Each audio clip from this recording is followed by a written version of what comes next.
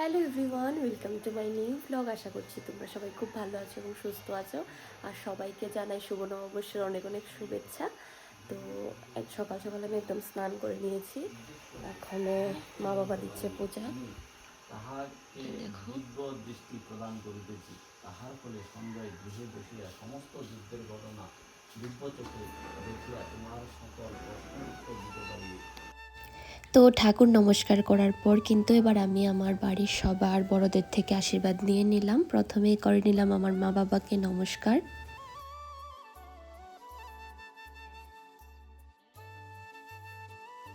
তারপর দাদুকে প্রণাম করতে এসে দেখলাম যে মা বাবা ওরা দাদুকে প্রণাম করছিল, আর দাদু কিন্তু সবাইকে টাকা দিচ্ছিল ওই দিন। আর যখন ছোট ছিলাম তখন প্রণাম করার পর যখন এত টাকা পেতাম না, বেশ খুশি হতাম, বেশ ভাল লাগতো। তো এখনও পাই আমি সেগুলি, তো এখনও আমার খুব ভাল লাগে।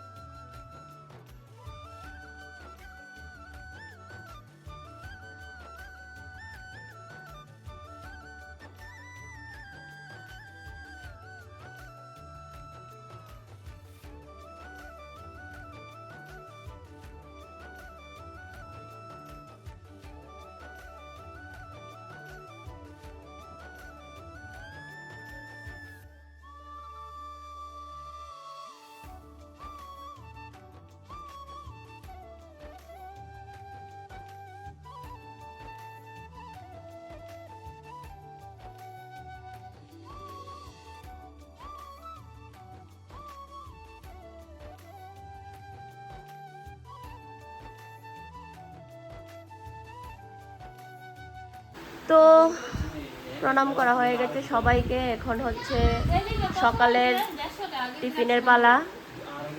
সবাই মিলে একসাথে আজকে খাওয়া দাওয়া করবো। সবসময় আমরা সবাই মিলে একসাথেই করি, আজকেও সবাই মিলে একসাথে খাওয়া দাওয়া করবো। আমি তো এগুলি খাবো না কিছু।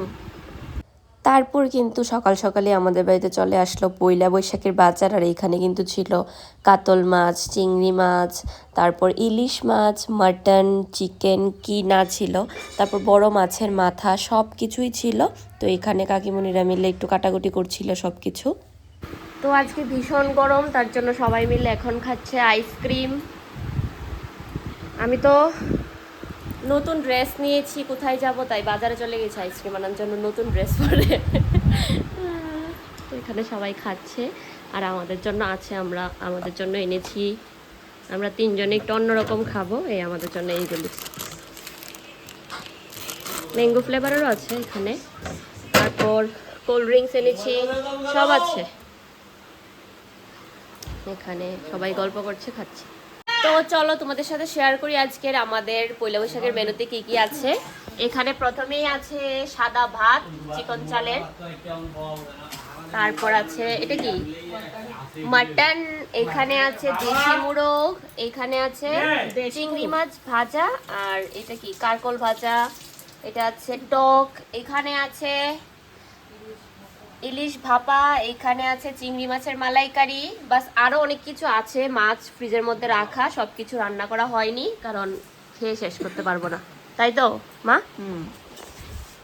কাতল মাছ, ছোটো মাছ, অনেক মাছ আছে আরো, রান্না করা হয়নি।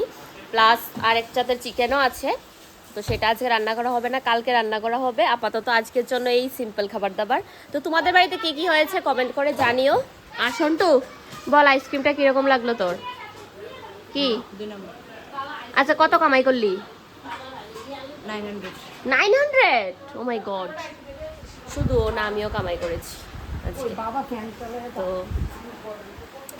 ঠিক আছে, আবার খেতে বসে তোমাদের সাথে শেয়ার করব। তো বছরের প্রথম দিন খাওয়াটা শুরু করছি মার হাত দিয়ে। সারা বছরই তো মার হাতে খাই, তাই গেম নেট বন্ধ। এরপর কিন্তু মা আমাকে থালা সাজিয়ে দিয়ে দিল খাওয়ার জন্য। আর এখানে দেখো অনেক কিছু রান্না করা হয়েছিল, যেটা তোমাদেরকে বলেছিলাম। তো পয়লা বৈশাখের দিন তোমরা কি কি খেয়েছো এবং পয়লা বৈশাখের দিনটা তোমাদের কীরকম কাটলো অবশ্যই কিন্তু আমাকে একটু কমেন্ট করে জানিও। খাওয়া দাওয়া করে আমরা দু বোন মিলে একটু বেরিয়ে পড়েছি, একটু ঘুরতে যাব। এমনি একটু ঘুরবো, বাড়িতে ভালো লাগছিল না, নতুন জামা কিনেছি, একটু তো পড়তে হবে, তাই না গো বলু? তো আমরা একটু বেরিয়েছি। তো এখানে দেখো কত সুন্দর প্রাকৃতিক দৃশ্য। এমনি ঘুরবো, ঘুরে আবার বাড়ি চলে যাব।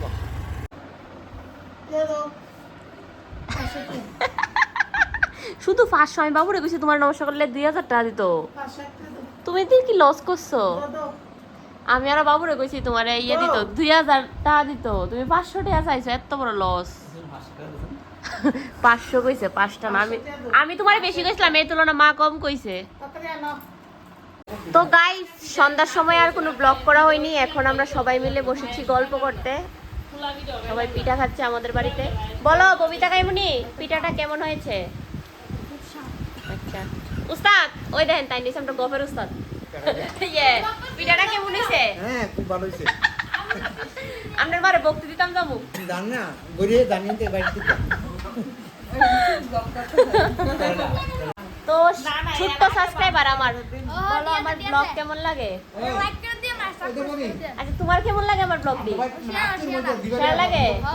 ঠিক আছে। তো এরপর কিন্তু আমরা সবাই মিলে চলে আসলাম সায়নের জন্মদিনে, আর ওই দিন ছিল সায়নের জন্মদিন। জানি ব্লগটা পোস্ট করতে লেট হয়ে গেছে অনেক, তারপরেও সবাইকে বলবো সায়নকে হ্যাপি বার্থডে উইশ করে দাও। তো দেখা হচ্ছে একটা নতুন ব্লগের সাথে, টাটা।